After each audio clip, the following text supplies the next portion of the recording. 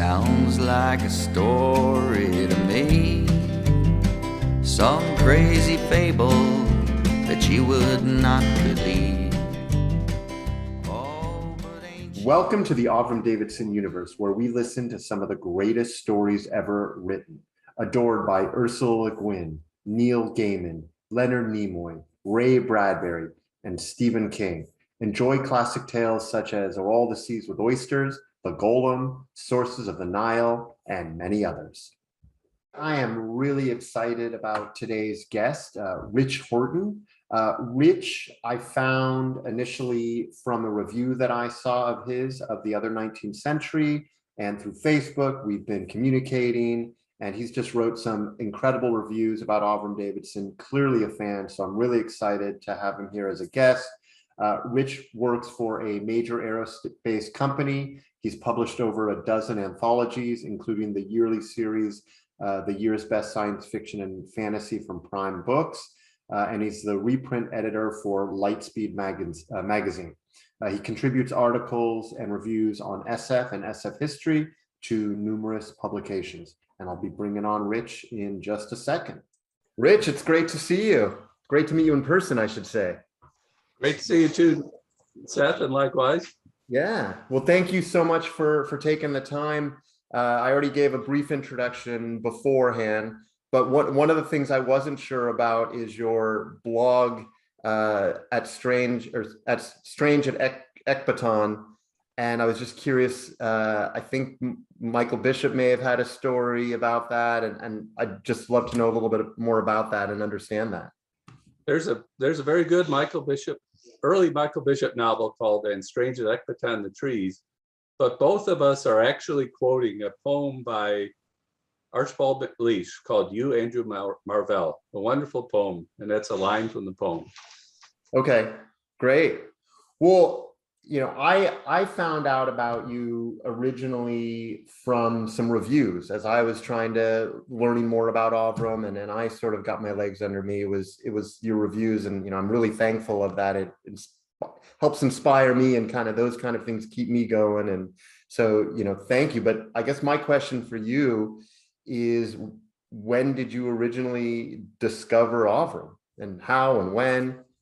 I think the first story I read must have been Are All the Seas with Oysters in one of the Hugo Winners anthologies back in 1972 or so, which was my golden age when I was 12. But I think when I really realized that he was one of my favorite authors was when the Esterhazy stories started coming out in Magazine of Fantasy and Science Fiction, and then there was a little paperback in the mid-70s. And those are just glorious, and that's what clinched the deal for me, I think.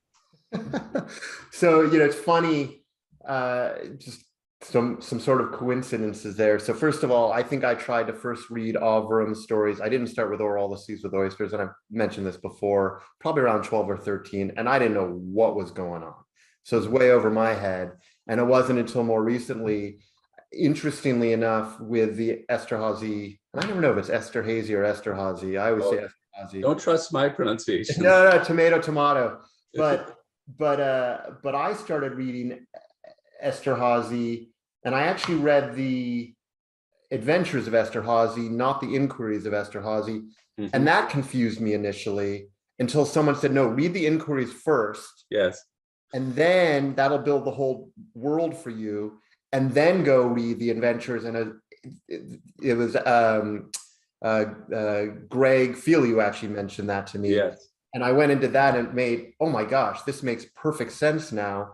And so I think actually, if and when I republish the Adventures of Esterhazy, I think I'm going to switch the order and do the Inquiries first, and then the stories, even though chronologically they are earlier. I think it makes more sense to build that universe. I agree, and it's kind of a general rule of mine that it's better to read stories in publication order, because you're reading them along with the way the author was presumably thinking about them. Yeah. I always think the best analogy I came up with was if you read The Horse and His Boy before you read The Lion, the Witch, and the Wardrobe, yes, that would be a very different experience. It certainly would. Yeah. I recall that was probably one of the earliest readings, because I read Narnia books very young, where I read a series and realized, hey, this series is out of order. What's going on here? But Well, I guess, one thing actually I just mentioned that what just came in the mail today was Beer, which by the time this airs will be well out and available. Interestingly enough, it's the way I describe this book is it is Avram's take on Yonkers kind of as a 7-year-old. It's in a town called Yoakams, but it's really Avram's Yonkers, kind of like Esther, kind of like what would I say? Bailey's is sort of like in Lime Killer. oh yes, Sort of like why am I forgetting the name now? What is he called? Bailey's. Yeah, British Hidalgo. British Hidalgo, which is Yeah. British Honduras, was the previous Right. version of Yeah, Bailey's.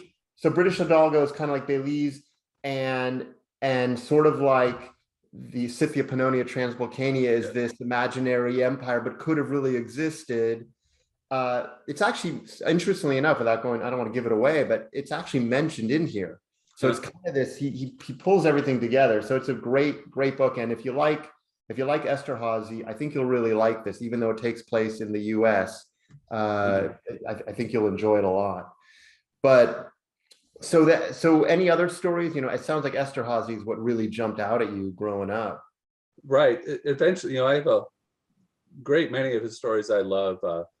Some of the less well-known ones, the Slovo Stove, isn't one of his most famous stories, but I think it's a great story.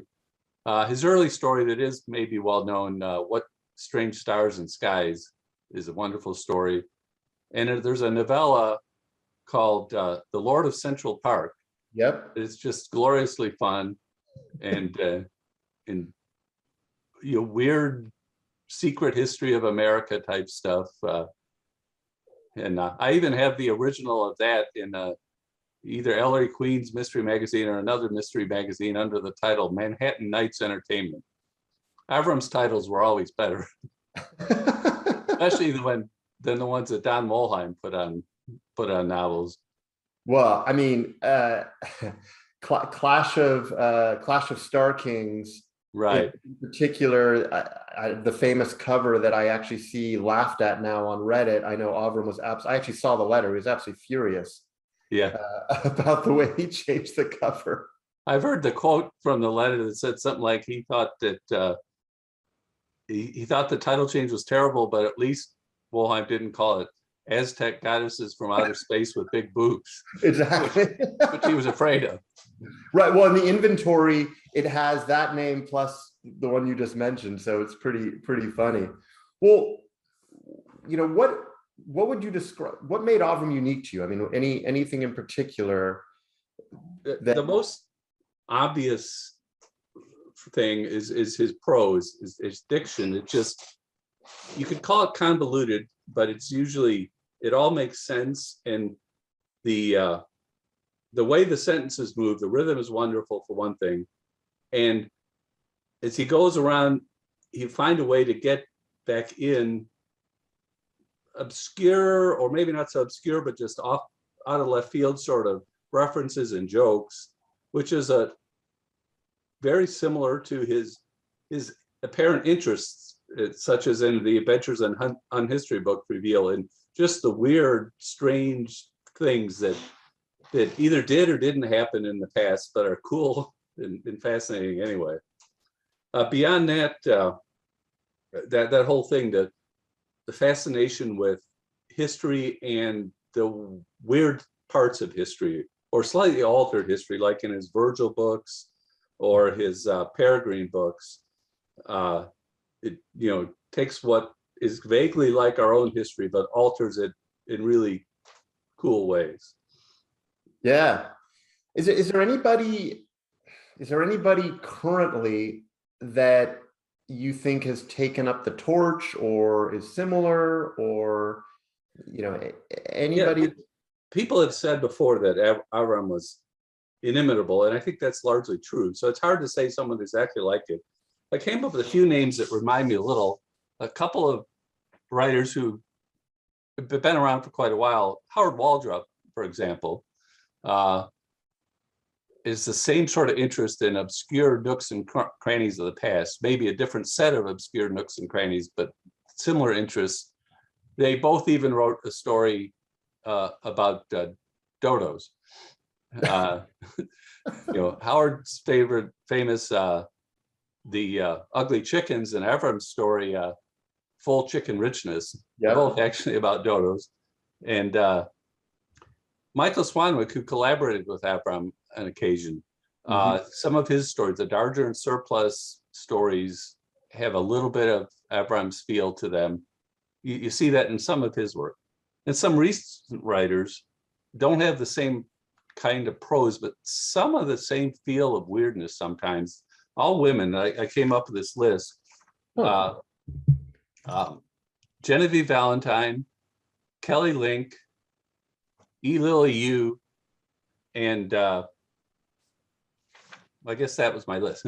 But and there's more, but it's more a sensibility of just weirdness, out of left fieldness on occasion, and in a way that the prose makes you want to keep reading no matter what's happening.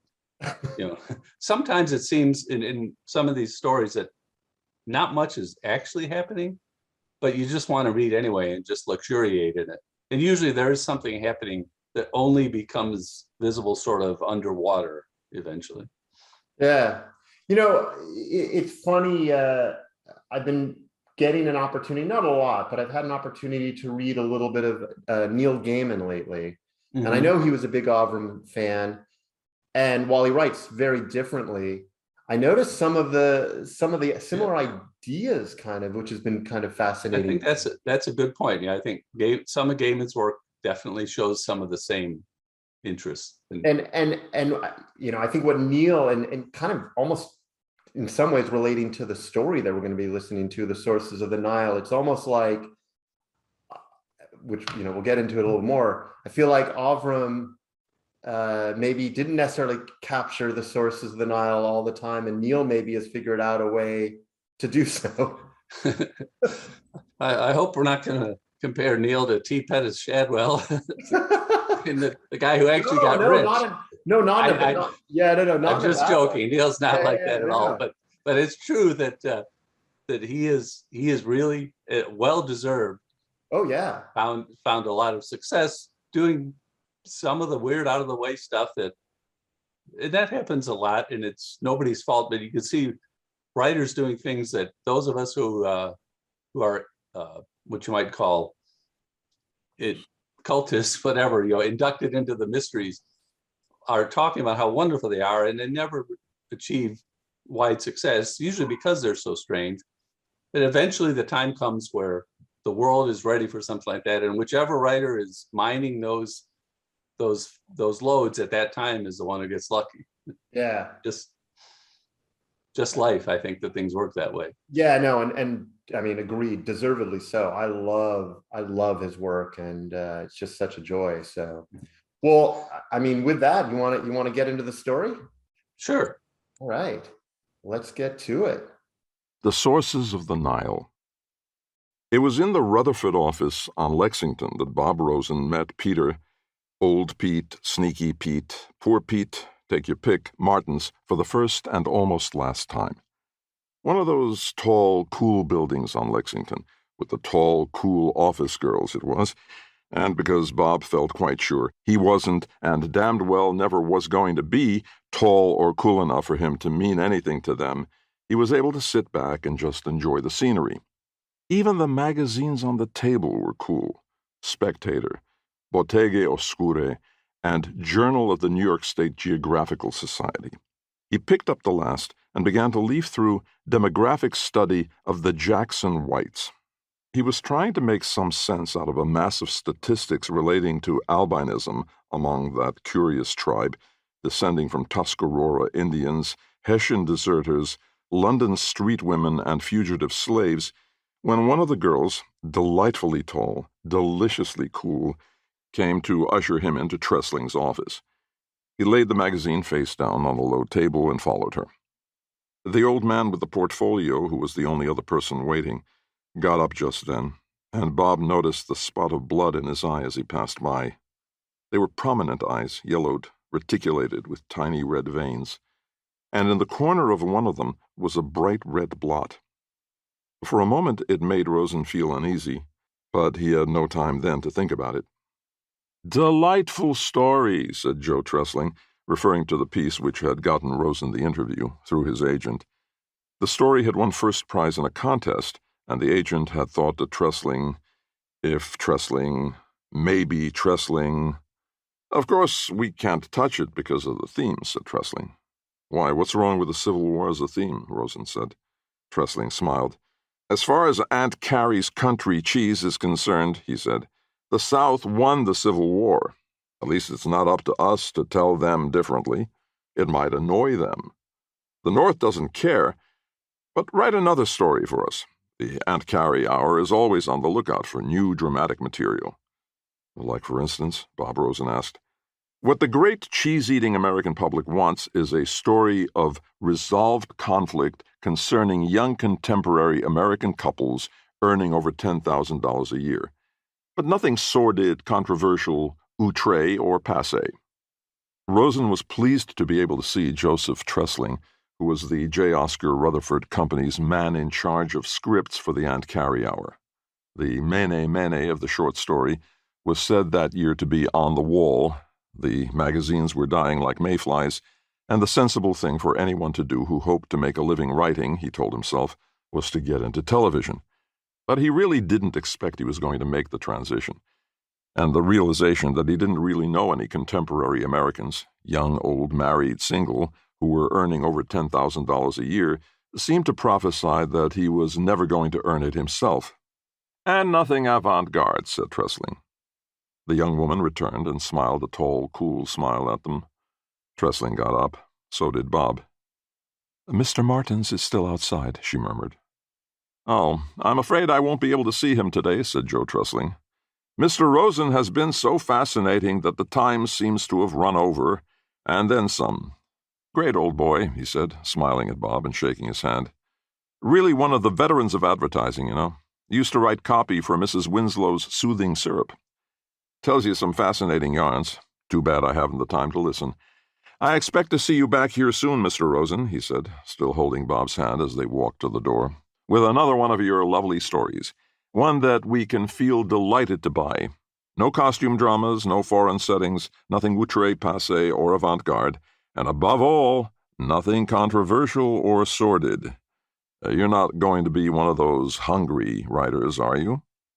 Even before he answered, Rosen observed Tressling's eyes dismiss him, and he resolved to start work immediately on an outre, controversial, sordid costume drama with a foreign setting, etc., if it killed him. He made the wrong turn for the elevator, and on coming back he came face to face with the old man.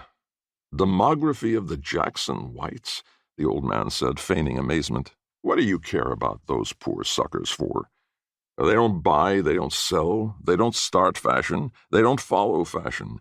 Just poach, fornicate, and produce 0.4 hydrocephalic albinos per 100, or something."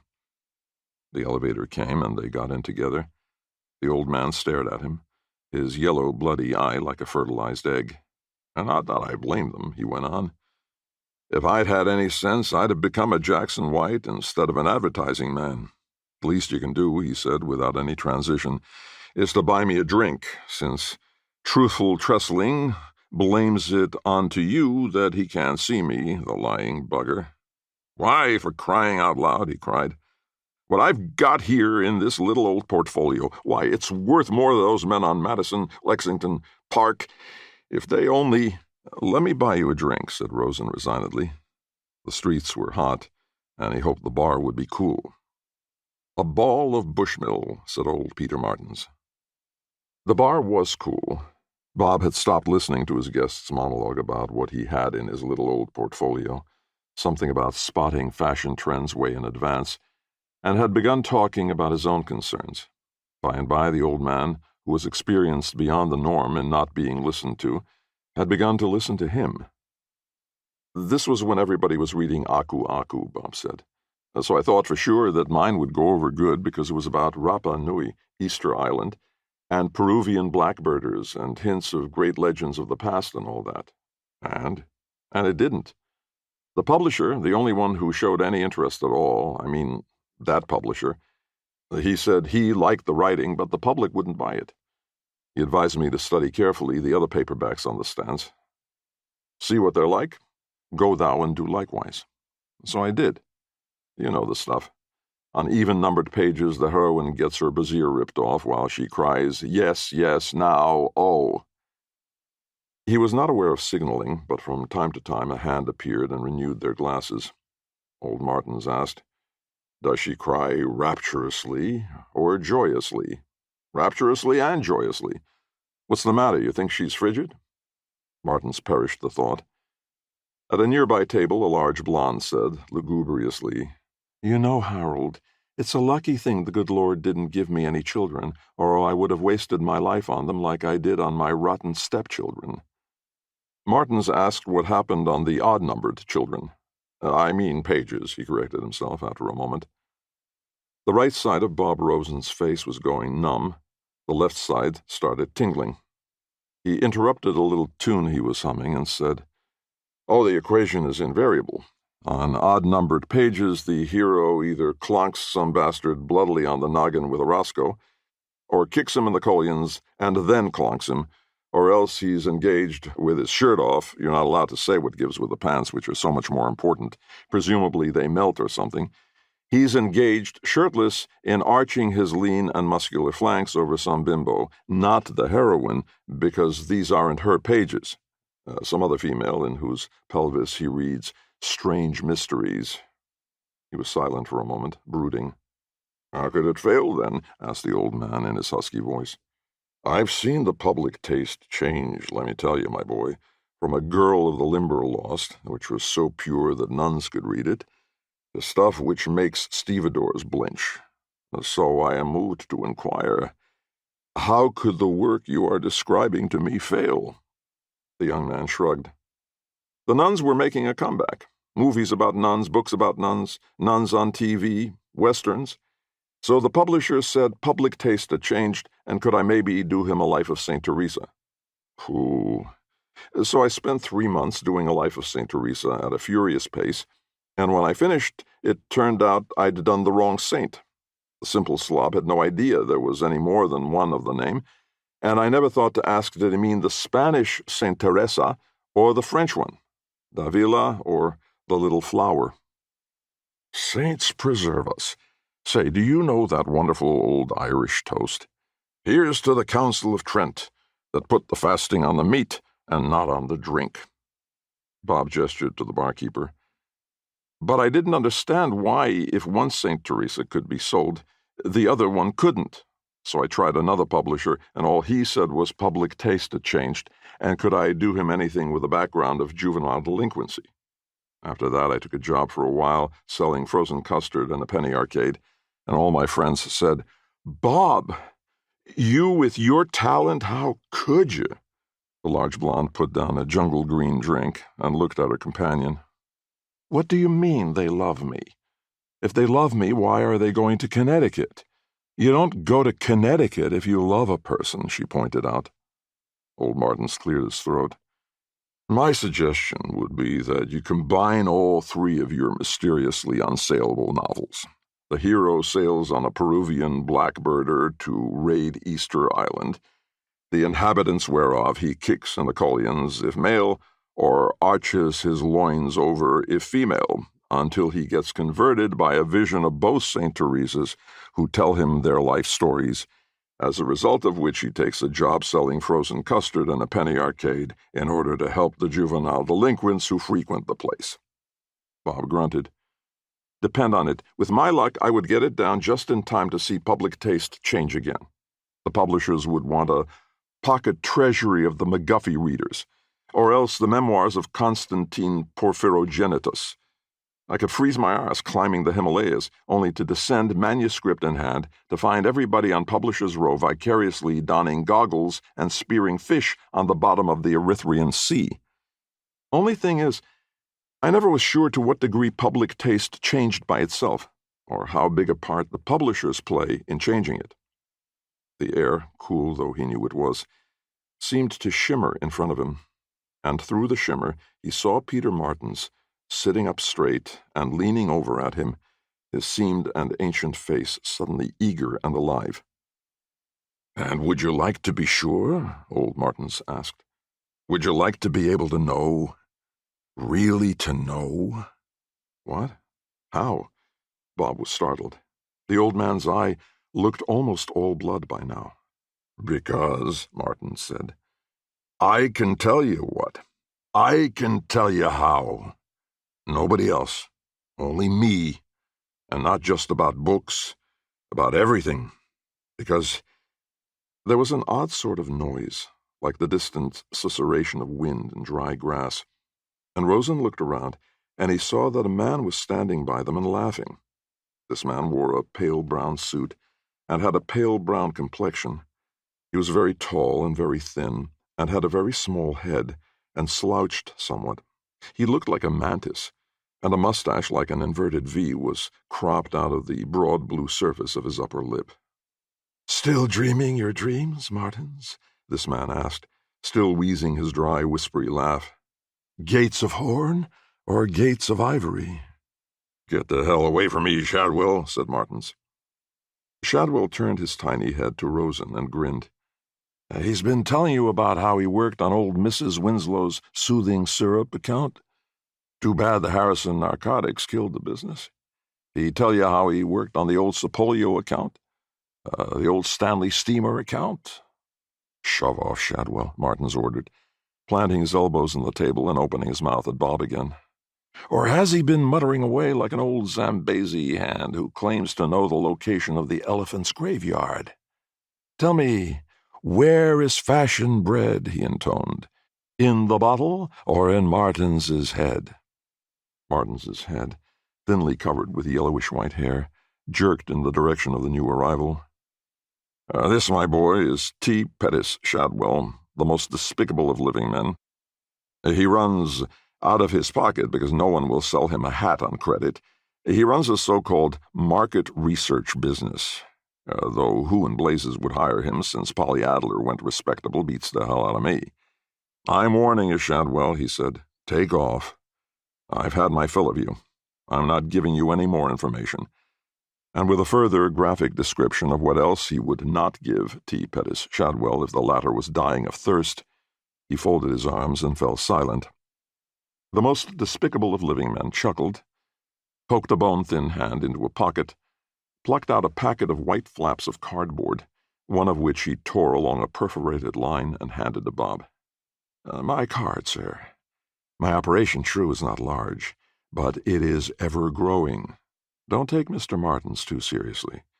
And don't buy him too many drinks. His health is not as good as it used to be, and then it never was."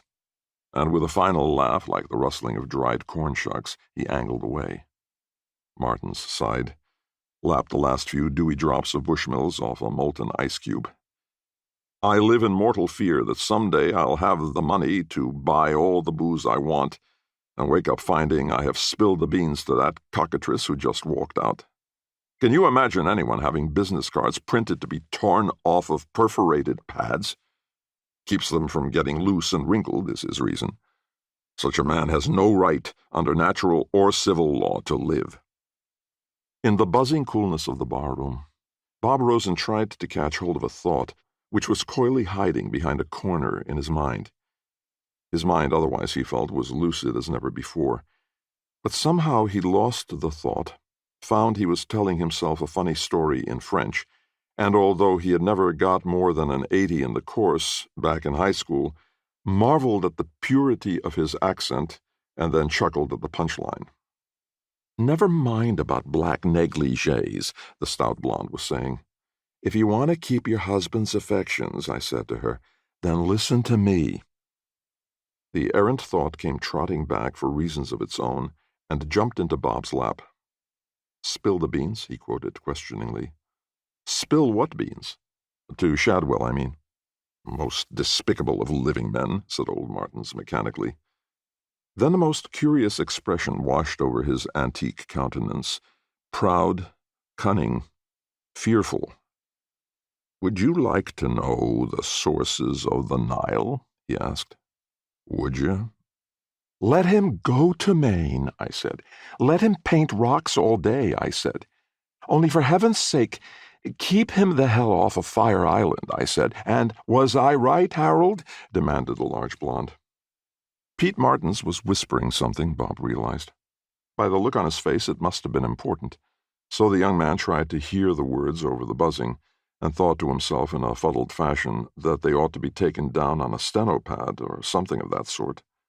Want to know, really know where it begins, and how often? But no, what do I know? For years I've been Clara, the rotten stepmother, and now I'm Clara, the rotten mother-in-law. Are there such in every generation? Must be. Known for years, only who and where, searched and sought like Livingston and all the others, searching and seeking, enduring privation, looking for the sources of the Nile. Someone, it must have been Clara, gave a long shuddering cry, and then for a while there was nothing but the buzzing in Bob Rosen's head, while old Martins lolled back in the chair, regarding him silently and sardonically with his blood-red eye, over which the lid slowly drooped. But old Martins never said a word more. It was one genuine horror of a hangover, subsiding slowly under, or perhaps despite, every remedy Bob's aching brain could think of. Black coffee, strong tea, chocolate milk, raw egg, red pepper, Worcestershire sauce. At least, he thought gratefully after a while, he was spared the dry heaves. At least he had all the fixings in his apartment and didn't have to go out. It was a pivotal neighborhood, and he lived right in the pivot, a block where lox and bagels beat a slow retreat before the advance of hog maw and chitterlings on the one hand and bodegas, comidas criollas on the other. Swarms of noisy kids running between the trucks and buses, the jackhammers forever wounding the streets. It took him a moment to realize that the noise he was hearing now was not the muffled echo of the drills, but a tapping on his door. Unsteadily he tottered over and opened it. He would have been not in the least surprised to find a raven there, but instead it was a tall man, rather stooping, with a tiny head, hands folded mantis-like at his bosom. After a few dry, futile clickings, Bob's throat essayed the name. Shadburn? Shadwell, he was corrected softly. T. Pettis Shadwell. I'm afraid you are not well, Mr. Rosen. Bob clutched the doorpost, moaned softly. Shadwell's hands unfolded, revealed not a smaller man at whom he'd been nibbling, but a paper bag, soon opened. So I thought I'd take the liberty of bringing you some hot chicken broth. It was gratefully warm, had both body and savor. Bob lapped at it, croaked his thanks. Not at all, Shadwell waved, glad to be of some small help. A silence fell, relieved only by weak, gulping noises. Too bad about old Martins. Of course, he was old. Still a shocking thing to happen to you. A stroke, I'm told. I trust the police gave you no trouble. A wave of mild strength seemed to flow into Bob from the hot broth. No, they were very nice, he said. The sergeant called me son. They brought me back here. Ah, Shadwell was reflective. He had no family. I know that for a fact. But, assume he left a few dollars. Unlikely, but... And assume he'd willed the few dollars to someone or some charity, perhaps. Never mind. Doesn't concern us. He wouldn't bother to will his papers, scrapbooks of old copy he'd written, so forth. That's of no interest to people in general, just to be thrown out or burned. But it would be of interest to me. I mean, I've been in advertising all my life, you know. Oh, yes. Used to distribute handbills when I was a boy. Fact. Bob tried to visualize T. Pettis Shadwell as a boy. Failed. Drank soup. Good soup, he said. Thanks. Very kind of you. Shadwell urged him strongly not to mention it. He chuckled. Old Pete used to lug around some of the darndest stuff in that portfolio of his, he said. In fact, some of it referred to a scheme we were once trying to work out together. Nothing came of it, however. The old fellow was inclined to be a bit testy about that. Still, I believe you'd find it interesting. May I show you? Bob still felt rotten, but the death wish had departed. Sure, he said. Shadwell looked around the room, then at Bob expectantly. After a minute, he said, Where is it? Where's what? The portfolio. Old Martin's. They stared at each other. The phone rang. With a wince and a groan, Bob answered. It was Noreen, a girl with pretensions to stagecraft and literature, with whom he had been furtively lecherous on an off-and-on basis, the off-periods commencements being signaled by the presence in Noreen's apartment of Noreen's mother, knitting middle-class morality and all when Bob came, intent on venery. I've got a terrible hangover, he said, answering her first guarded and conventional question. And the place is a mess. See what happens if I turn my back on you for a minute, Noreen clucked happily. Luckily, I have neither work nor social obligations planned for the day, so I'll be right over. Bob said, crazy, hung up, and turned to face Shadwell, who had been nibbling the tips of his prehensile fingers. Thanks for the soup, he said, in tones of some finality. But the portfolio, I haven't got it. It was leaning against the old man's chair when I saw the two of you in the bar. Then maybe it's still in the bar, or in the hospital, or maybe the cops have it, but it isn't. They don't. But I haven't got it, honest, Mr. Shadwell. I appreciate the soup, but I don't know where the hell. Shadwell rubbed his tiny, sharp mustache, like a delta mark, pointing to his tiny, sharp nose. He rose. This is really too bad. Those papers referring to the business old Peter and I had been mutually engaged in. Really, I have as much right to them as. But look here. Perhaps he may have spoken to you about it. He always did when he'd been drinking, and usually did even when he wasn't. What he liked to refer to as the sources of the Nile, The phrase climbed the belfry and rang bells audible, or at least apparent, to Shadwell.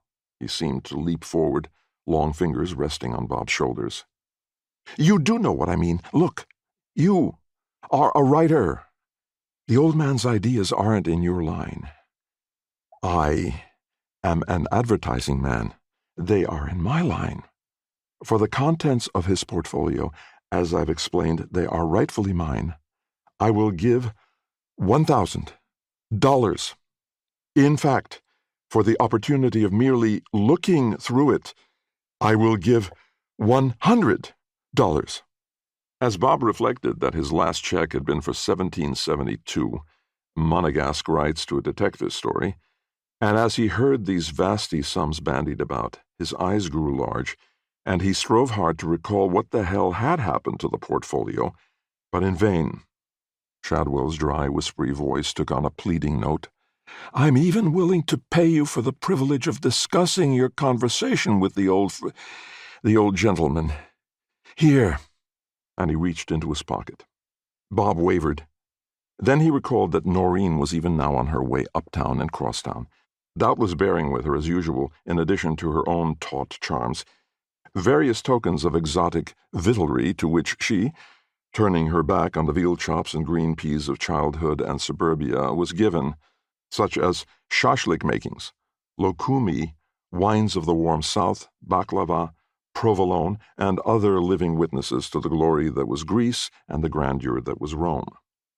Various hungers, thus stimulated, began to rise and clamor, and he steeled himself against Shadwell's possibly unethical and certainly inconveniently timed offers. Not now, he said. Then, throwing delicacy to the winds, I'm expecting a girlfriend. Beat it. Another time. Annoyance and chagrin on Shadwell's small face, succeeded by an exceedingly disgusting leer. Why, of course, he said. Another time? Certainly. My card. He hauled out the perforated pack. I already got one, Bob said. Goodbye.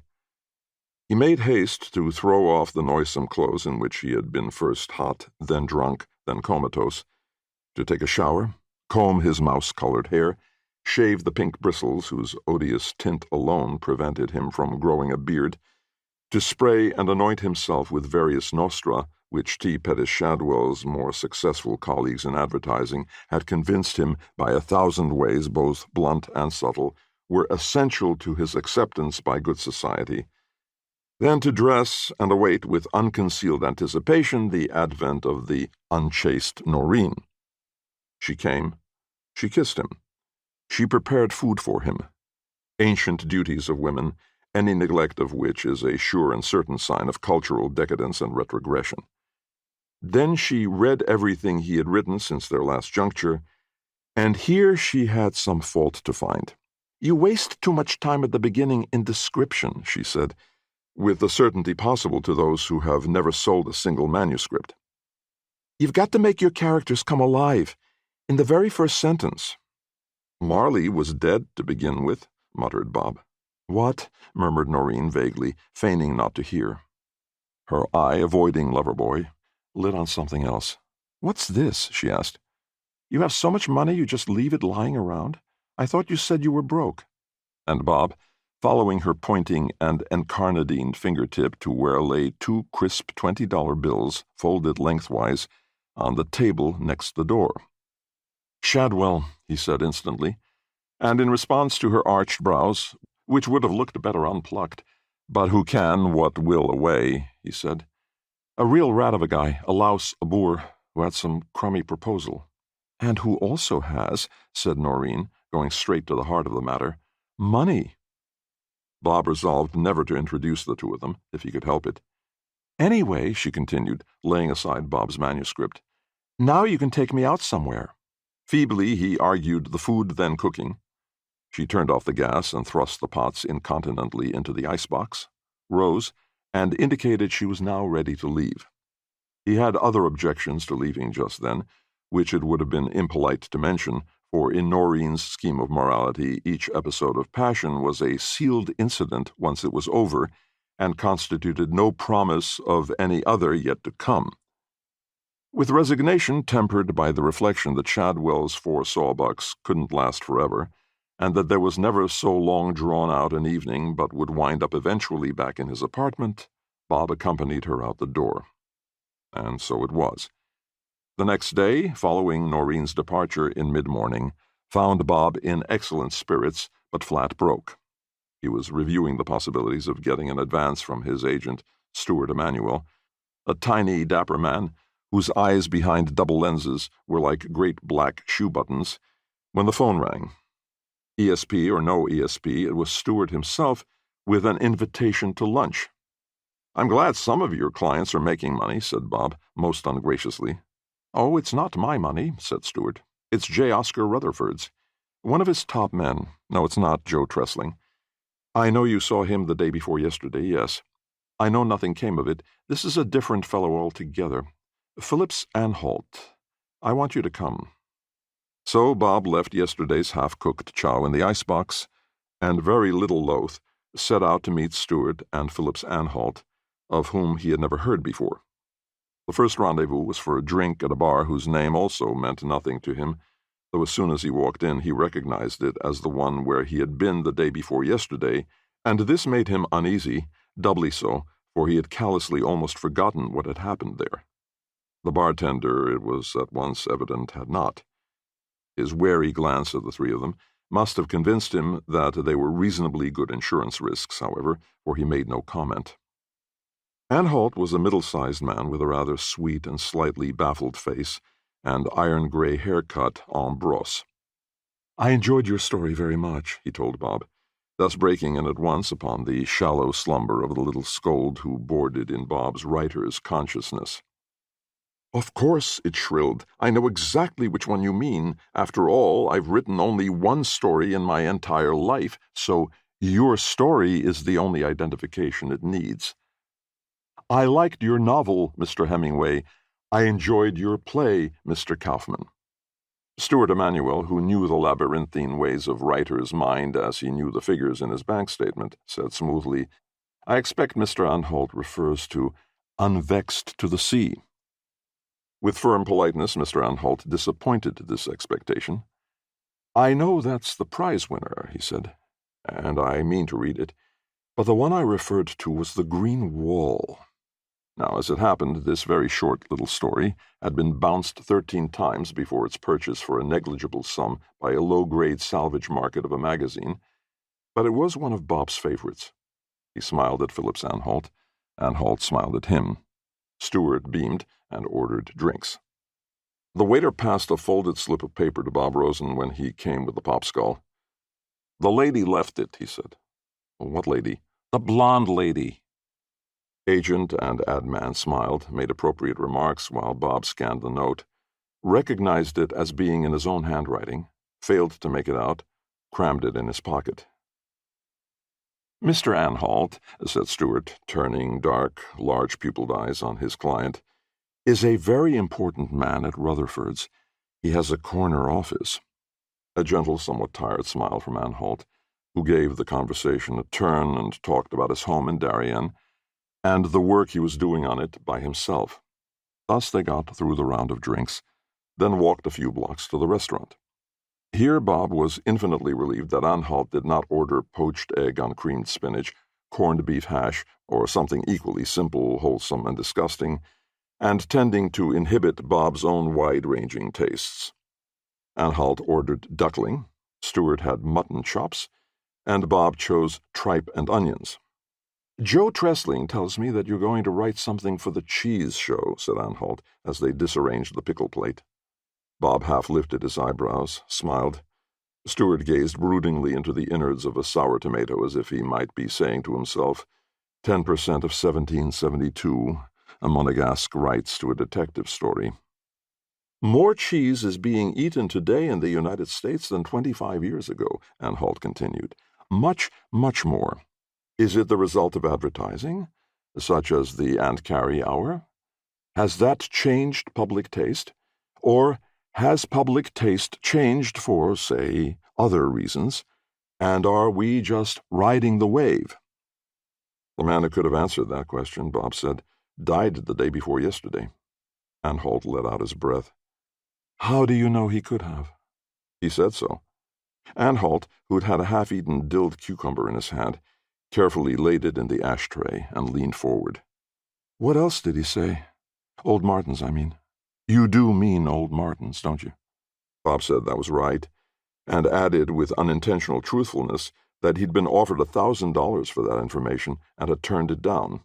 Before he could correct himself, Anhalt, customary faint pink face gone almost red, and Stewart Emanuel, eyes glittering hugely, said with one voice, "Who offered? What comes out of a chimney?" Stewart, recovering first, Anhalt continued to stare, said nothing while the color receded, said, "Bob, this is not a joke. That is the reason we have this appointment. An awful lot of money is involved. For you, for me, for Phil Anhalt, for everybody. For just everybody. So," it slipped out. "For T. Pettis Shadwell?" Bob asked. The effect, as they used to say in pre-atomic days, was electrical. Stewart made a noise, between a moan and a hiss, rather like a man who, having trustingly lowered his breeches, sits all unawares upon an icicle. He clutched Bob's hand. "You didn't, God forbid, sign anything," he wailed. Anhalt, who had gone red before, went white this time around, but still retained diffidence enough to place his hand merely upon Bob's jacket cuff. "He's a cad," he said in trembling tones. "A swine, Mr. Rosen." "The most despicable of living men," quoted Mr. Rosen. "Exactly," said Anhalt. "Bob, you didn't sign anything, God forbid." No. But I feel as if I've had all the mystery I intend to have. And unless I get information, why, gents, I shan't undo one button." The waiter arrived with the food, and according to the rules and customs of the Waiters' Union, gave everybody the wrong orders. When this was straightened out, Stewart said confidently, "Why, of course, Bob. Information. Why, certainly. There is nothing to conceal. Not from you, he said, chuckling. Go ahead, start eating. I'll eat and talk, you just eat and listen. And so, as he tucked away the tripe and onions, Bob heard Stewart recount through a slight barrier of masticated mutton chop a most astonishing tale. In every generation, Stewart said, there were leaders of fashion, arbiters of style. At Nero's court, Petronius. In Regency England, Beau Brummel. At present, and for some time past, everyone knew about the Paris designers and their influence. And in the literary field, aha, muttered Bob, staring darkly at his forkful of stewed ox paunch. In the literary field, said Stewart, swallowing in haste for greater clarity, they all knew what effect a review by any one of a certain few names on the front page of the Sunday Times book section could have upon the work of even an absolute unknown. It will skyrocket it to fame and fortune with the speed of light, said Stewart. Come to the point. But Stewart, now grinding away on a chunk of grilled sheep, could only gurgle, wave his fork, and raise his eyebrows. Anhalt stopped his moody task of reducing the duckling to a mass of orange-flavored fibers, and turned to take the words, as it were, from Stewart's mutton-filled mouth. The point, Mr. Rosen, is that poor old Martins went up and down Madison Avenue for years, claiming he had found a way of predicting fashions and styles, and nobody believed him. Frankly, I didn't. But I do now. What caused me to change my mind was this. When I heard, day before yesterday, that he had died so suddenly, I had a feeling that I had something of his, something that he'd left for me to look at once, something I'd taken just to get rid of him. And perhaps I was feeling a bit guilty, certainly a bit sorry, so I asked my secretary to get it for me. Well, you know, with the J. Oscar Rutherford people, as with nature, nothing is ever lost. Philip Anhalt smiled his rather shy, rather sweet, and slightly baffled smile. So she got it for me, and I took a look at it. I was, He paused, hesitated for mot juste. Stewart, with a masterful swallow, leaped into the breach, claymore in hand. He was flabbergasted. Astounded, amended Anhalt. He was astounded. There, in an envelope addressed to Peter Martins and postmarked November 10th, 1945, was a color snapshot of a young man wearing a fancy waistcoat. Now, you know, Mr. Rosen, no one in 1945 was wearing fancy waistcoats. They didn't come in until some years later. How did Martins know they were going to come in? And there was another snapshot of a young man in a charcoal suit and a pink shirt. Nobody was wearing that outfit in 45. I checked the records, you see, and the old gentleman had left the things for me in December of that year. I'm ashamed to say that I had the receptionist put him off when he called again. But just think of it. Fancy waistcoats, charcoal suits, pink shirts in 1945. He brooded. Bob asked if there was anything about gray flannel suits in the envelope, and Anhalt smiled a faint and fleeting smile. Ah, Bob, now, Bob. Stewart pursed his mouth in mild and greasy reproof. You still don't seem to realize that this is Serious. Indeed it is, said P. Anhalt. As soon as I told Mac about it, do you know what he said, Stu? He said, Phil, don't spare the horses. And they nodded soberly, as those who have received wisdom from on high. Who, Bob asked, is Mac? Shocked looks. Mac, he was told, the older men speaking both tandem and au pair, was Robert R. Mac Ian, head of the happy J. Oscar Rutherford corporate family. Of course, Phil, Stewart observed, picking slyly at his baked potato. I won't ask why it took you till this morning to get in touch with me. With some other outfit, I might maybe suspect that they were trying to see what they could locate for themselves, without having to cut our boy here in for a slice of the pie. He being the old man's confidant and moral heir anyway, so to speak. Bob stared at this description, said nothing. Let the thing develop as far as it would by itself, he reflected. But not the Rutherford outfit. It's too big, too ethical for things like that. Anhalt didn't answer. After a second, Stewart went on. Yes, Bob, this is really something big. If the late old Mr. Martins's ideas can be successfully developed, and I'm sure Phil here will not expect you to divulge until we are ready to talk terms, they will be really invaluable to people like manufacturers, fashion editors, designers, merchants, and last but not least, advertising men. Fortunes can literally be made and saved. No wonder that a dirty dog like this guy Shadwell is trying to horn in on it. Why, listen, but I'm afraid we'll have to terminate this enchanting conversation.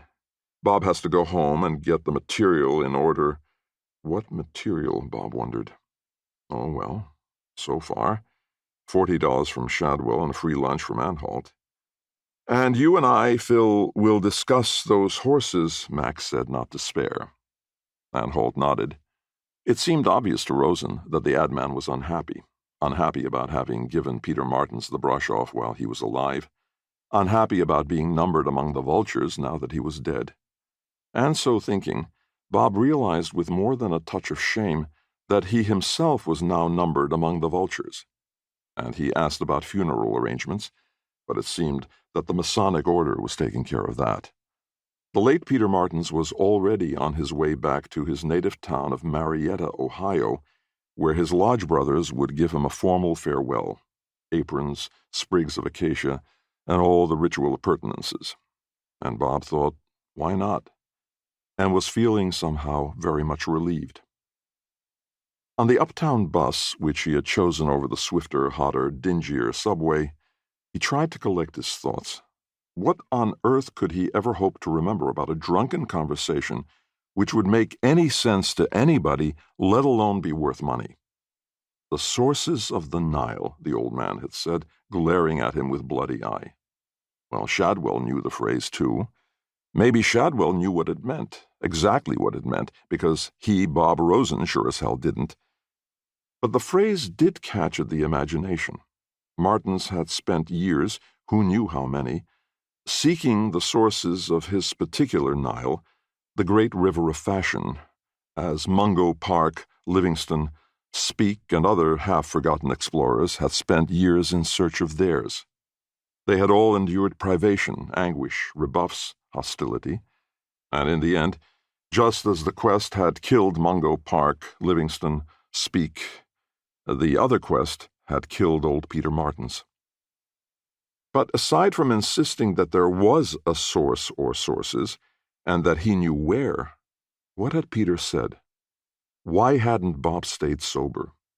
Probably that fat blonde at the next table, she of the poisonously green drink and the rotten stepchildren, probably she retained more of the old man's tale, picked up by intertable osmosis, than did Bob himself. And with that, he heard the voice of the waiter at the bar that noon. The lady left it. What lady? The blonde lady. Bob scrabbled in his pocket and came up with a note. On the sweaty, crumpled bit of paper, scrawled in his own writing, or a cruel semblance of it, he read, Ditix sags su bimso o. What the hell, he muttered, and fell to, with furrowed face, to make out what evidently owed more to Bushmills than to Everhard Faber. At length he decided that the note read, Peter says, see Benson's on Purchase Place, the Bronx, if I don't believe him. Peter says write it down. It must mean something, he said, half aloud, staring absently from Fifth Avenue to Central Park as the bus roared and rattled between opulence and greenery. It has to mean something. Well, what a shame, said Mr. Benson. But how nice it was of you to come and tell us. His wavy gray hair was cut evenly around in soup bowl style, and as there was no white skin at the back of his neck, had evidently been so cut for some time. Would you like some iced tea? Still, he went quickly, said Mrs. Benson, who, at the business of being a woman, was in rather a large way of business. I don't think there's any iced tea, Daddy. When I have to go, that's the way I want to go. Lemonade, maybe? There isn't any lemonade if what Kitty was drinking was the last of the lemonade. The Masons give you a nice funeral, a real nice funeral. I used to think about joining up, but I never seemed to get around to it. I think there's some gin. Isn't there some gin, Mommy? How about a nice cool glass of gin and cider, Bob? Kit will make us some by and by." Bob said softly that sounded nice. He sat half sunken in a canvas chair in a large, cool living room. A quarter of an hour ago, having found out with little difficulty which house on Purchase Place was the Bensons', he had approached with something close to fear and trembling. Certainly he had been sweating in profusion. The not-too-recently painted wooden house was just a blind, he told himself. Inside there would be banks of noiseless machines into which cards were fed, and from which tapes rolled in smooth continuity. And a large, broad-shouldered young man whose hair was cut so close to the skull that the scars underneath were plain to see. This young man would bar Bob's way, and with cold, calm confidence say, "Yes?" Mr. Martins told me to see Mr. Benson." "There is no Mr. Martins connected with our organization, and Mr. Benson has gone to Washington. I'm afraid he can't come in. Everything here is classified." And Bob would slink away, feeling Shoulders' scornful glance in the small of his shrinking, sweaty back. But it hadn't been like that at all. Not anything like that at all. Mr. Benson waved an envelope at Bob. "Here's a connivo, if you like," he said. "Fooled I don't know how many honest collectors and dealers, too. Prince Abu somebody flies over here from Pseudo-Arabia without an expense account. Gets in with some crooked dealers. I could name them, but I won't. Prints off this entire issue of airmails, pre-cancelled. Made a mint.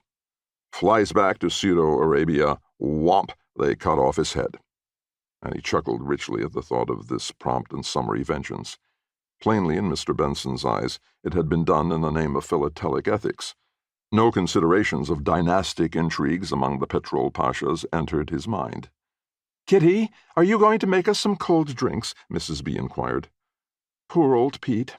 He used to be here for Sunday dinner on and off, for just years. Is that Bentley coming?" Bob just sat and sucked in the coolness and the calm, and stared at Kitty. Kitty had a tiny stencil cut in the design of a star, and she was carefully lacquering her toenails with it. He could hardly believe she was for real. Ethereal was the word for her beauty, and ethereal was the only word for it. Long hair of an indescribable gold fell over her heart-shaped face as she bent forward towards each perfectly formed toe. And she was wearing a dress like that of a child in a Kate Greenaway book. "Oh, Bentley," said B. Sr., "what do you think has happened? Uncle Peter Martins passed away all of a sudden day before yesterday, and this gentleman is a friend of his and came to tell us about it. Isn't that thoughtful?" Bentley said, "Ah." Bentley was a mid-teener who wore jeans cut off at the knees and sneakers with the toes insteps and heels removed. He was naked to the waist, and across his sun-tanned and hairless chest, in a neat curve commencing just over his left nipple and terminating just under his right nipple, was the word "Vipers" stenciled in red paint. "Ah," said Bentley Benson. "Any Pepsis?" "Well, I'd asked you to bring some," his mother said mildly. "Make a nice big pitcher of gin and cider, Bentley, please. But only a little gin for yourself, in a separate glass, remember now?" Bentley said, "Ah," and departed, scratching on his chest right over the bright red S. Bob's relaxed gaze took in one by one the pictures on the mantelpiece. He sat up a bit, pointed. "Who is that?" he asked. The young man looked something like Bentley, and something like Bentley's father. "That's my oldest boy, Barton Jr.," said Mother B. "Do you see that nice vest he's wearing? Well, right after the war, Bart, he was in the Navy then, picked up a piece of lovely brocade over in Japan, and he sent it back home. I thought of making a nice bed jacket out of it, but there wasn't enough material, so I made it into a nice vest instead. Poor old Uncle Peter, he liked that vest, took a picture of Bart in it. Well, what do you know? A few years later, fancy vests became quite popular, and of course by that time Bart was tired of his." "Of course," Bob murmured. "So he sold it to a college boy who had a summer job at Little and Harpy's, got $25 for it, and we all went out to dinner downtown that night." Kitty delicately stenciled another star on her toenails. I see, Bob said. After a moment, Little and Harpies, he repeated. Yes, that same. The publishers. Bart and his younger brother Alton were publishers' readers. Alt had been with Little and Harpy, but was now with Scribley's sons. Bart had worked for Scribley's at one time, too. They've been with all the biggest publishing houses, their mother said proudly. Oh, they aren't any of your stick-in-the-muds, no sirree. Her hands had been fiddling with a piece of bright cloth, and then suddenly, cloth and hands went up to her head. Her fingers flashed, and complete, perfect, she was wearing an intricately folded turban. Bentley came in carrying a pitcher of drink in one hand and 5 glasses, one to each finger in the other. I told you to mix yours separately, I think, his mother said. Taking no notice of her youngest's she turned to Bob. I have a whole basket of these pieces of madras, she said. Some silk, some cotton, and it's been on my mind all day. Now, if I just remember the way those old women from the West Indies used to tie them on their heads when I was a girl, and now, sure enough, it just came back to me. How does it look? She asked. Looks very nice, Mommy, said Bart Sr., and added, I bet it would cover up the curlers better than those babushkas the women wear, you know. Bob Rosen bet it would, too. So here it was, and this was it, the sources of the Nile. How old Peter Martins had discovered it, Bob did not know. By and by, he supposed he would find out. How did they do it? Was it that they had a panache, or was it a wild talent like telepathy, second sight, and calling dice or balls? He did not know. Bart said he was reading a real nice manuscript that came in just the other day, observed Mrs. Benson dreamily over her glass, about South America. He says he thinks that South America has been neglected and that there's going to be a revival of interest in nonfiction about South America. No more Bushmen? Barton Sr. asked. No. Bart says he thinks the public is getting tired of Bushmen. He says he only gives Bushmen another 3 months, and then, pooh, you won't be able to give the books away. Bob asked what Alton thought. Well, Alton is reading fiction now, you know. He thinks the public is getting tired of novels about murder and sex and funny war experiences. Alt thinks they're about ready for some novels about ministers. He said to one of the writers that Scribley's publishes, Why don't you do a novel about a minister, he said, and the man said he thought it was a good idea. There was a long, comfortable silence. There was no doubt about it. How the Bensons did it, Bob still didn't know, but they did do it. With absolute unconsciousness and with absolute accuracy, they were able to predict future trends in fashion. It was marvelous. It was uncanny. Kitty lifted her lovely head and looked at Bob through the long silken skein of hair, then brushed it aside. Do you ever have any money? She asked. It was like the sound of small silver bells, her voice.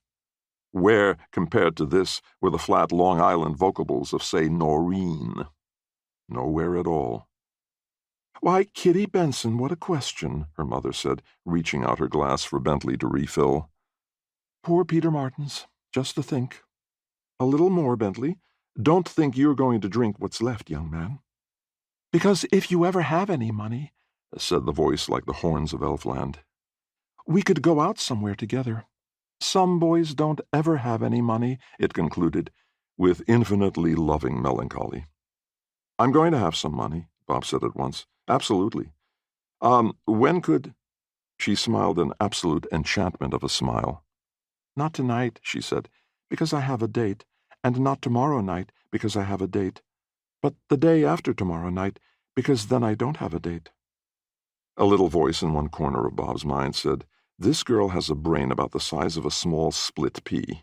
You know that, don't you? And another voice, much less little, in the opposite corner, shrieked, Who cares? Who cares? Furthermore, Noreen had made a faint but definite beginning on an extra chin, and her bosom tended, unless artfully and artificially supported, to droop. Neither was true of Kitty at all, at all. The day after tomorrow night, then, he said. It's a date. All that night he wrestled with his angel. "You can't expose these people to the sordid glare of modern commerce," the angel said, throwing him with a half Nelson. "They'd wither and die. Look at the dodo, look at the buffalo. Will you look?"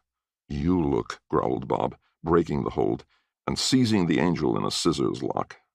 "I'm not going to let any damned account executives get their chicken-plucking hands on the Bensons. It'll all be done through me, see? Through me." And with that he pinned the angel's shoulders to the mat. "And besides," he said, clenching his teeth, "I need the money." Next morning he called up his agent. "Here's just a few samples to toss Mr. Phillips Anhalt's way," he said grandiosely. "Write 'em down. Soup bowl haircuts for men. That's what I said. They can get a sun lamp treatment for the backs of their necks in the barber shops. Listen, women will stencil stars on their toenails with nail polish. Kate Greenaway-style dresses for women are going to come in." "Huh? Well, you bet your butt that Anhalt will know what Kate Greenaway means. Also, what smart women will wear will be Madras kerchiefs tied up in the old West Indian way. This is very complicated, so I guess they'll have to be pre-folded and pre-stitched. Silks and cottons. You writing this down? Okay. Teenagers will wear, summertime, they'll wear shorts made out of cut-down blue jeans, and sandals made out of cut-down sneakers. No shirts or undershirts, bare-chested and, what? No, for Christ's sake, just the boys." And he gave Stewart the rest of it, books and all. And he demanded and got an advance. Next day, Stewart reported that Anhalt reported that Mac Ian was quite excited. Mac had said, "Did Bob know what Phil said?" Mac said. Well, Mac said, "Let's not spoil the ship for a penny's worth of tar, Phil." Bob demanded and received another advance. When Noreen called, he was brusque. The late morning of his date day, he called to confirm it. That is, he tried to. The operator said that she was sorry, but that number had been disconnected. He made it up to the Bronx by taxi. The house was empty. It was not only empty of people, it was empty of everything. The wallpaper had been left, but that was all. Many years earlier, about the time of his first cigarette, Bob had been led by a friend in the dead of night, say 10:30, along a quiet suburban street, pledged to confidence by the most frightful vows. Propped against the wall of a garage was a ladder. It did not go all the way to the roof. Bob and friend had to pull themselves up with effort, which, in another context, would have won the full approval of their gym teacher. The roof made an excellent post to observe the going-to-bed preparations of a young woman who had seemingly never learned that window shades could be pulled down. Suddenly, lights went on in another house, illuminating the roof of the garage. The young woman had seen the two and yelled, and Bob, holding on to the parapet with sweating hands and reaching for the ladder with sweating feet, had discovered that the ladder was no longer there. He felt the same way now. Besides feeling stunned, incredulous, and panicky, he also felt annoyed. This was because he acutely realized that he was acting out an old moving picture scene. The scene would have been close to the film realities had he been wearing a tattered uniform, and in a way he wanted to giggle, and in a way he wanted to cry. Only through obligation to the script did he carry the farce farther, wandering in and out of empty rooms, calling out names, asking if anyone was there. No one was. And there was no notes or messages, not even Croatan carved on a doorpost.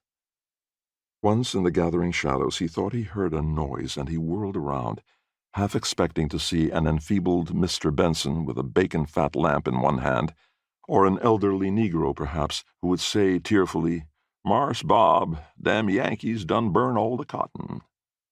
But there was nothing. He trod the stairs to the next house and addressed inquiries to an old lady in a rocking chair. "Well, I'm sure that I don't know," she said in a paper-thin and fretful voice. "I saw them, all dressed up, getting into a car, and I said, 'Why, where are you all going, Hazel?'" "Hazel?" "Hazel Benson. I thought you said you knew them, young man." "Oh, yes, of course. Please go on." "Well, I said, 'Where are you all going, Hazel?' and she said, "It's time for a change, Mrs. Macon," and they all laughed, and they waved, and they drove away. And then some men came and packed everything up and took it away in trucks. "Well, where did they all go?" I asked them. "Where did they all go? But do you think they'd have the common decency to tell me, after I've lived here for 54 years? Not a word. Oh."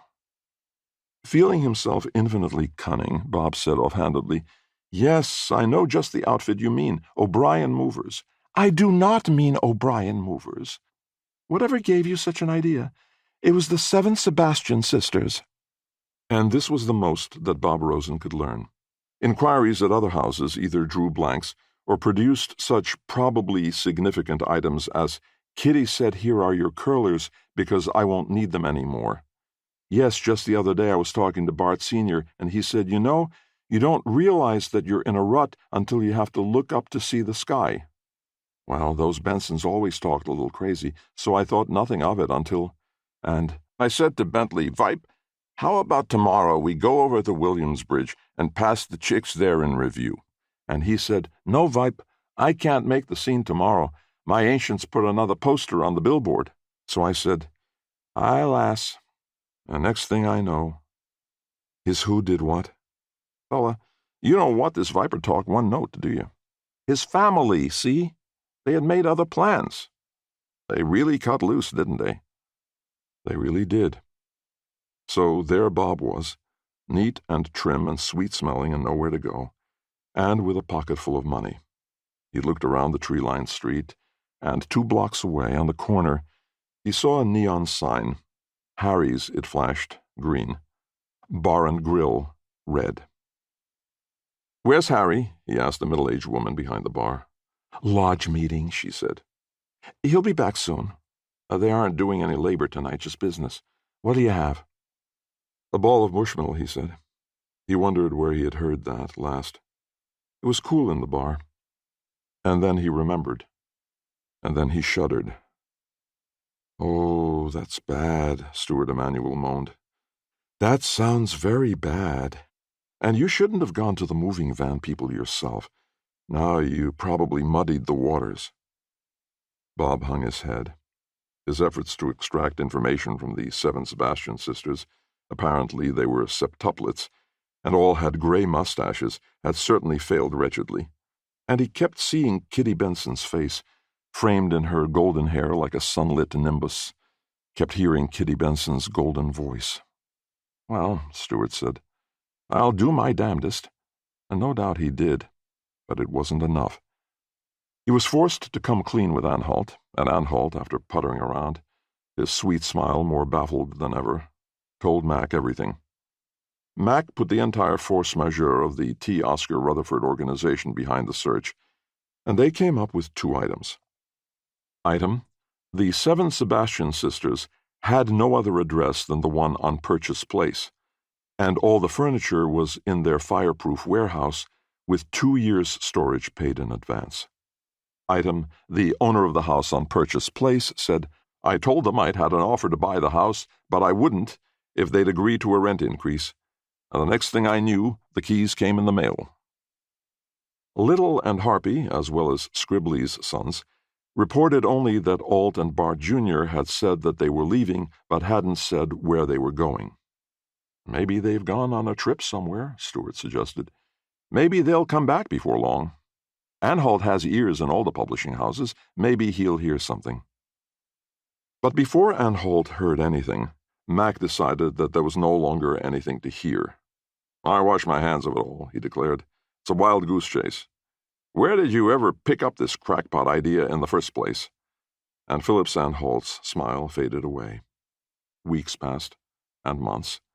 But Bob Rosen has never abandoned hope. He has checked with the Board of Education about Bentley's records to see if they know anything about a transcript or transfer. He has haunted Nassau Street, bothering in particular dealers specializing in pseudo-Arabian airmail issues in hopes that Mr. Benson has made his whereabouts known to them. He has hocked his watch to buy hamburgers and pizzas for the Vipers, and innumerable scotches on innumerable rocks for the trim young men and the girls fresh out of Bennington who staff the offices of our leading publishers. In short, he has taken up the search of Peter Martins, Old Pete, Sneaky Pete. He is looking for the sources of the Nile. Has he ever found anything? Well, yes. As a matter of fact, he has. The strange nature of cyclical coincidences has been summed up somewhere in the classical remark that one can go for years without seeing a one-legged man wearing a baseball cap, and then in a single afternoon one will see 3 of them. So it happened with Bob Rosen. One day, feeling dull and heavy, and finding that the elfin notes of Kitty Benson's voice seemed to be growing fainter in his mind, Bob called up her old landlord. "No," said the old landlord, "I never heard another word from them. And I'll tell you who else I never heard from either. The fellow who offered to buy the house. He never came around. And when I called his office, he just laughed at me. Fine way to do business." "What's his name?" Bob asked listlessly. "Funny name," said the old landlord. E. Peters Shadwell, something like that. The hell with him anyway. Bob tore his rooms apart, looking for the card with the perforated top edge, which Shadwell had, it seemed so very long ago, torn off his little book and given him. Also, it struck him, neither could he find the piece of paper on which he had scribbled old Martins's last message, with the Benson's name and street on it. He fumbled through the yellow book, but couldn't seem to locate the proper category for the Mantis Man's business, and he gave up on the regular directory, what with Shad 1D, Shad 2Ds, Well 1L, Well 2Ls, Well WELLE, etc. He would, he decided, go and ask Stuart Emanuel. The dapper little agent had taken the loss of the Bensons so hard. It was a beauty of a deal, he'd all but wept, that he might also advance a small sum of money for the sake of the quest. Bob was in the upper East 40s when he passed a bar where he had once taken Noreen for cocktails. A mistake, for it had advanced her already expensive tastes another notch, and this reminded him that he had not heard from her in some time. He was trying to calculate just how much time, and if he ought to do something about it, when he saw the third one-legged man in the baseball cap. That is to say, speaking non-metaphorically, he had turned to cross a street in the middle of a block and was halted by the absence of any gap between the 2 vehicles, part of a traffic jam caused by a long unclosed incision in the street directly in front of him. Reading from right to left, the vehicles consisted of an Eleanor blue truck reading Grandma Goldberg's Yum Yum Borscht, and an obscene pink Jaguar containing T. Pettis Shadwell and Noreen. It was the moment of the shock of recognition. He understood everything. Without his making a sound, they turned together and saw him, mouth open, everything written on his face. And they knew that he knew. "Why, Bob," said Noreen. "Ah, Rosen," said Shadwell. "I'm sorry that we weren't able to have you at the wedding," she said, "but everything happened so quickly. Pete just swept me off my feet." Bob said, "I'll bet." She said, "Don't be bitter," seeing that he was and enjoying it. Horns sounded. Voices cursed, but the line of cars didn't move. "You did it," Bob said, coming close. Shadwell's hands left the wheel and came together at his chest, fingers down. "You saw that crisp green money he left, and you saw his card and got in touch with him. And you came in and took the note. And where are they?" he shouted, taking hold of the small car and shaking it. "I don't give a damn about the money. Just tell me where they are. Just let me see the girl." But T. Pettis Shadwell just laughed and laughed, his voice like the whisper of the wind in the dry leaves. "Why, Bob," said Noreen, bugging her eyes and flashing her large, coarse gems, and giving the scene all she had. "Why, Bob, was there a girl? You never told me." Bob abandoned his anger, disclaimed all interest in the commercial aspect of the Bensons, offered to execute bonds and sign papers in blood, if only he were allowed to see Kitty. Shadwell, fingering his tiny carrot of a mustache, shrugged. "Write the girl a letter," he said, smirking. "I assure you, all mail will be forwarded." And then the traffic jam broke, and the Jag zoomed off. Noreen's scarlet lips pursed in blowing a kiss. "Write?" "Why, bless you, of course," Bob wrote. Every day and often twice a day for weeks. But never a reply did he get. And on realizing that his letters probably went no farther than Noreen, Mrs. T. Pettis Shadwell, who doubtless gloated and sneered in the midst of her luxury, he fell into despair and ceased. Where is Kitty of the heart-shaped face, Kitty of the light gold hair, Kitty of the elfin voice? Where are her mother and father and her 3 brothers?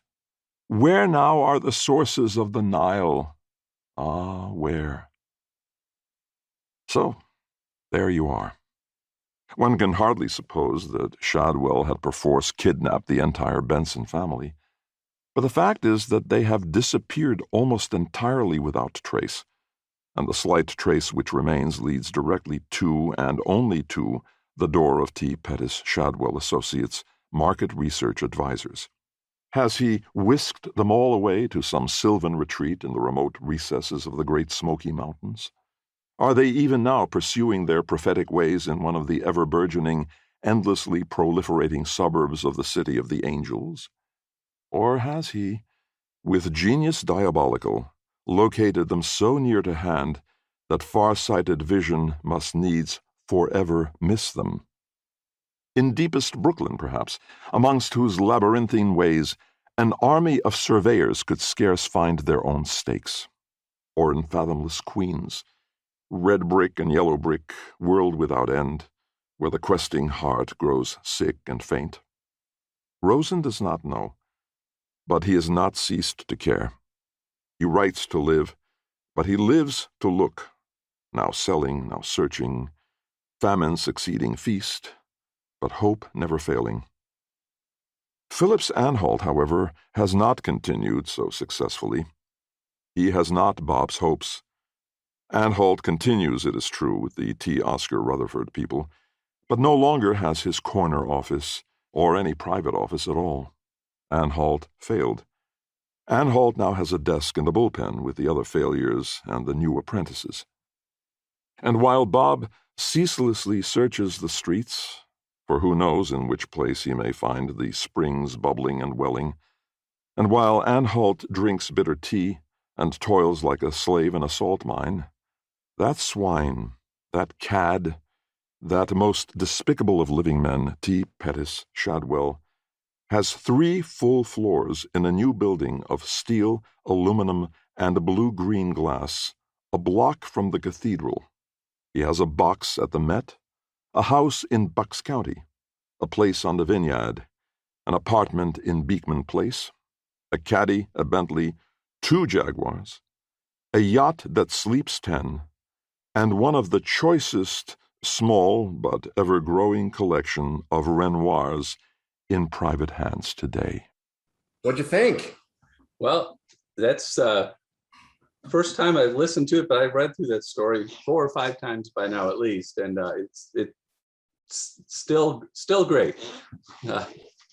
And you know, a great combination of being very funny, but also dealing with a interesting and significant concept, and also being quite sad in the end, in a way. But at least quite sad for the character we identify with perforce.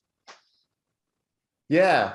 You know, one of the things that I struggled with, I mean, I think I caught most of it, but I have no doubt, there were so many historical references, and I'm sure literary references and symbolism.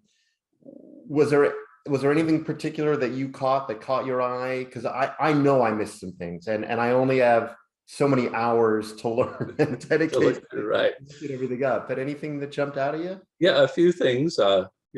Greg Feely helped a little in his introduction in the Treasury, in the Avram Davidson Treasury. He mentioned some of those magazines that Bob Rosen was reading when he's first sitting in the ad man's office.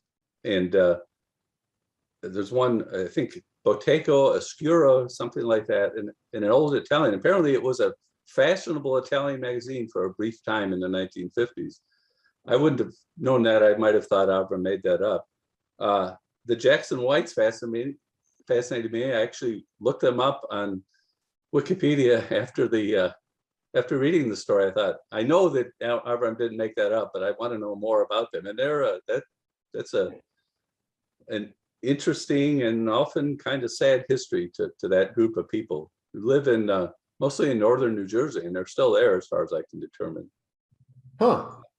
Can you give like a 30-second overview of Right, it's a group of people who are descended, and it's controversial how much of this is true and how much of this is legend, from Indians living in that neighborhood, escaped slaves of the Dutch people who had taken over New York, who had established New Amsterdam by that time. Possibly some escaped Hessian soldiers from the American Revolution, and they established a settlement, in essence, or series of settlements across very obscure or very rural mountainous parts of northern New Jersey, and where that over into New York, where the states border. And were so isolated, they essentially kept an isolated culture for centuries. Civilization is intruding on them now in many bad ways. There was a lot of issues with some toxic waste that was dumped in their areas. They eventually got some sort of settlement. They're controversial enough as a potential Indian tribe because of their mixed ancestry that they've had to really battle getting certification as a legally recognized tribe. Interesting. So, wow.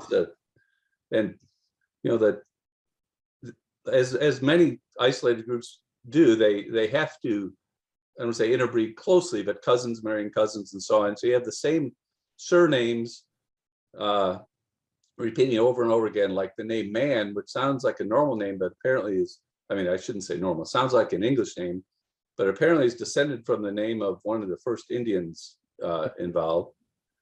And the story, the source of the Nile, mentions incidents of albinism among them. And because of the genetic interlinking, they do have an unusually high occurrence of albinism. That's just the sort of thing that I'm sure Avram had read about, knew about, found fascinating, and found a way, just a tiny, almost insignificant mention in the story just adds just a ton of color to it. And that's one of the fascinating things. I don't know how to say this, but I almost feel like you could spend a year or 2 years reading one of Avram's books if you really wanted to, because he throws in little things like that, and you could spend a week learning about a whole new subject just from one little line that he slips in there. You absolutely could. And I've not spent a whole week, but spent a couple of hours on numerous occasions, either in the mention in one of his books, or of course, he elaborated at greater length on some of these subjects in Adventures of Unhistory, his really fascinating series of essays. Yeah. So, one of the things we talked about earlier, there's sort of this dichotomy of Avram wanting to write what Avram wanted to write, versus there were times, and I've seen it in some interviews, where he was kind of pissed off. Like, he's this great writer and maybe didn't necessarily find the sources of the Nile during his lifetime.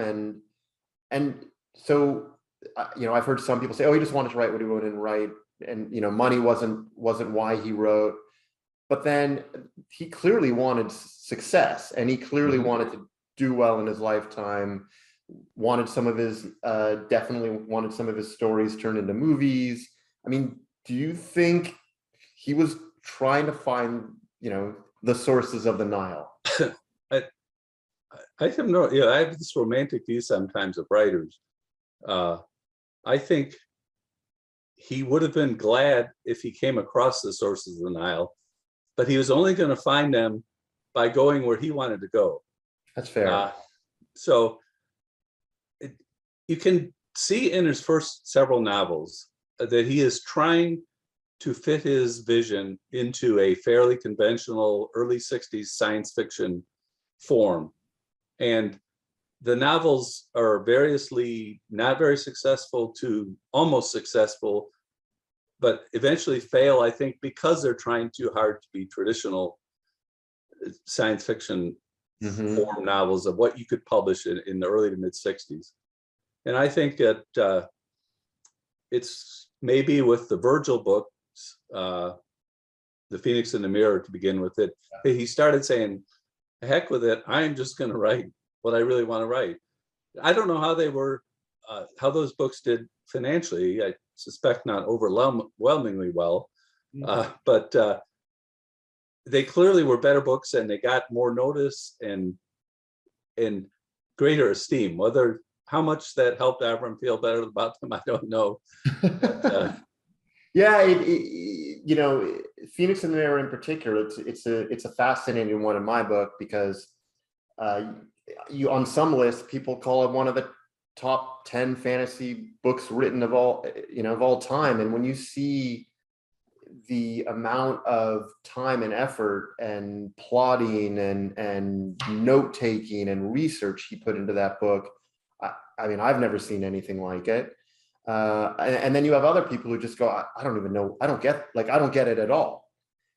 And it's fascinating to me. I mean, I guess that's like every critique, right? But it is interesting to me. The book couldn't have been what it was without being a book, in my opinion, that was going to be very hard for some people to get. And yeah. And so that was the way it was going to be, unfortunately. And then, and I don't know if this is part of the reason, but he started so many series that he never was able to finish. The Virgil books, I think he planned something like 7 originally, and only 3 novels and a number of short stories. The Six-Limbed Folk and Kappa Grace were sequels to. I'm blanking on the name of the Island Under the Sea. Yeah, and Island Under the Earth, right? All right, Island Under the Earth. Wait, now yes. I'm getting, but yeah. But and I love that novel. I really, really wanted to see the sequels, but even by the time I'd read it, I knew they were never going to appear. There was going to be supposedly a 3rd Peregrine book. Those were tremendous fun. I would have loved to see that. I think every author has some of these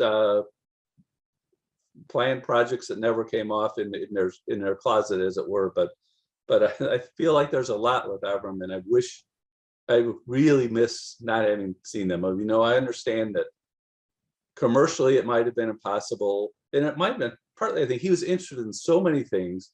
It took so much research to go into each book. I have a feeling that he knew kind of what he wanted to do, but then there was something else he wanted to do, and he went off and did that for a while, and so on. So some of the books might just have been left behind because his interests kept moving around.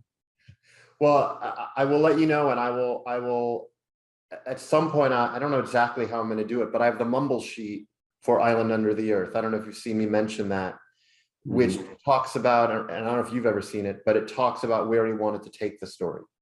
So at least you get a sense of where he wanted to take it, and a couple of neat creatures that he wanted to include. So I think you'd enjoy that.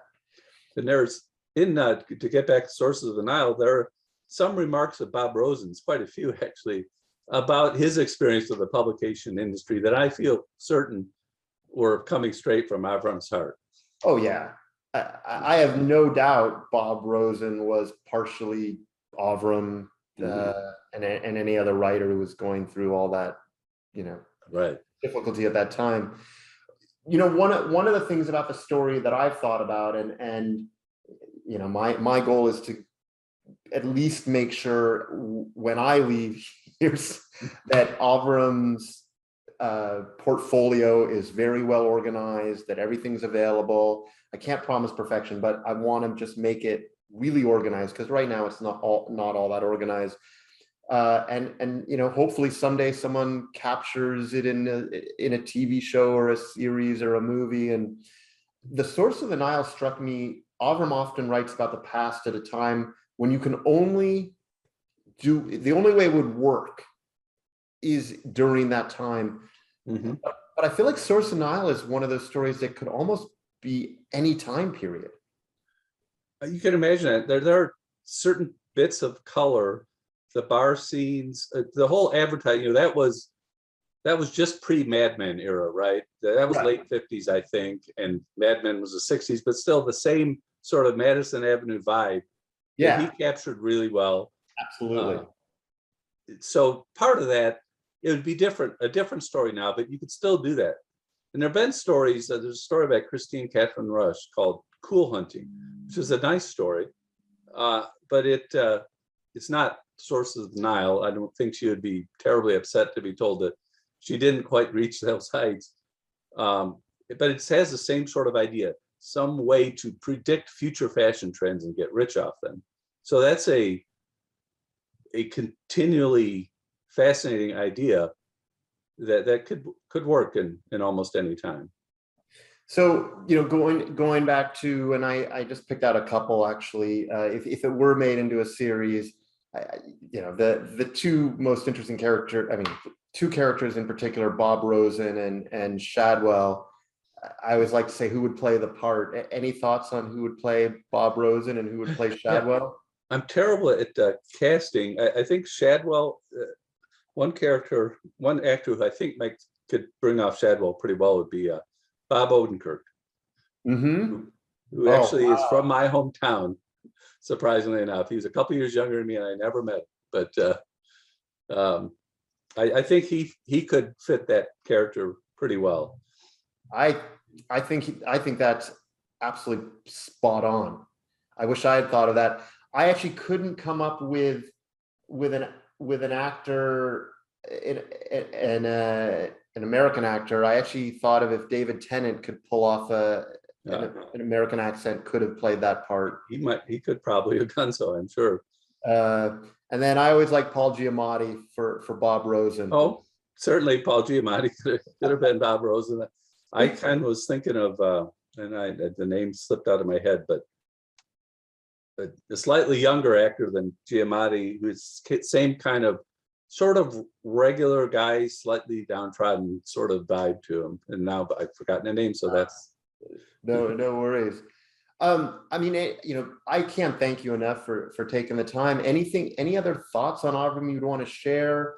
I'm just so excited that I've been able to find a lot of his unpublished work and making sure that everything's out there. But any other thoughts from you? Well, I'm really excited to see some of the unpublished stories you've mentioned. I'm like, I want to see those.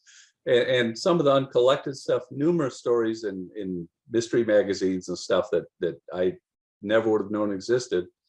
But what I really hope can also come from this kind of effort that you're doing, wonderful work, is just get people to even now discover the stuff that is out there that's so wonderful, like The Source of the Nile, like the other stories we've talked about. So many writers, after they die, they drift into obscurity, and it's hard to recover that once they've been forgotten by one generation. And luckily, Avram has remembered well enough that I think we can hope that sometime in the future he'll get his true reputational due. Yeah. Well, thank you so much. I look forward to staying in touch, and we'll do it again someday. All right, thank you. Glad to do it. Thank you. It sounds like a story to me, some crazy fable that you would not believe.